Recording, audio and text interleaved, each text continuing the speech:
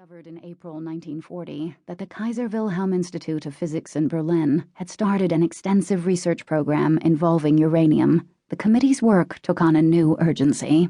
It recommended the funding of significant research in the U.S., especially work at Columbia University in New York on nuclear chain reactions.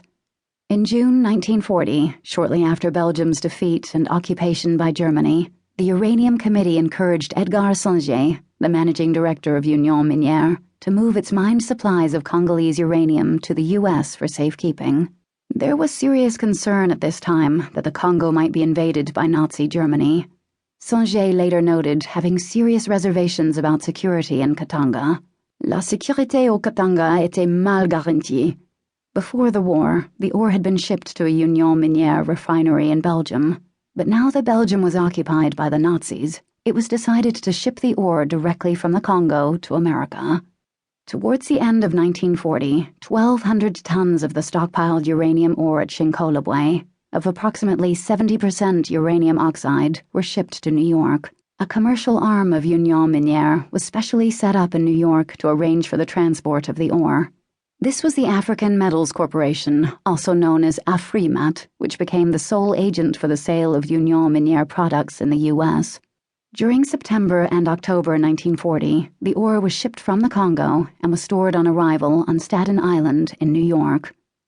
Edgar Songe, a qualified engineer, had worked for Union Minière since 1911. He was appointed director of the company in 1932. He later claimed that it was entirely his own idea to send the uranium to New York. "I did this," he told the writer John Gunther in the mid-1950s, "without telling anything to anybody." This was evidently not the case, since the initiative had been taken by Roosevelt's Uranium Committee.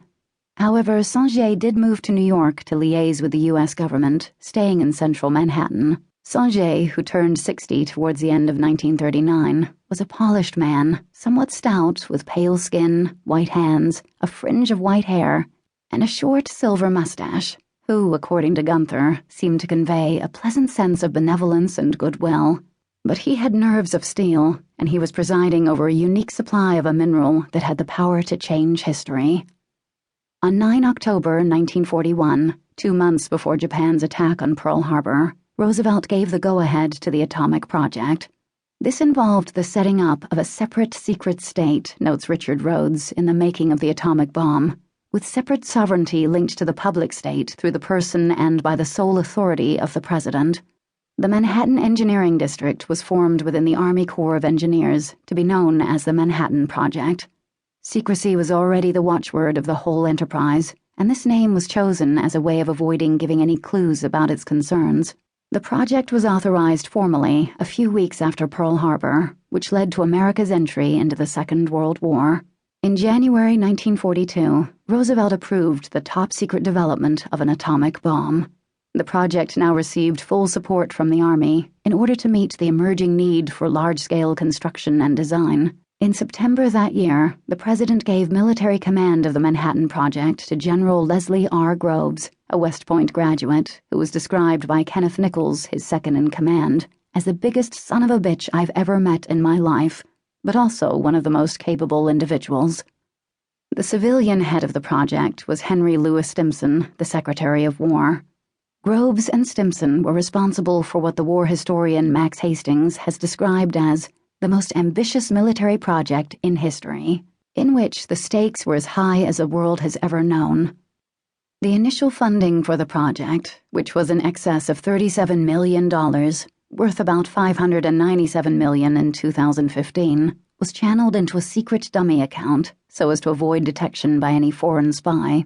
An additional reason for channeling the funds in this way was to avoid the legal requirement of obtaining the approval of Congress.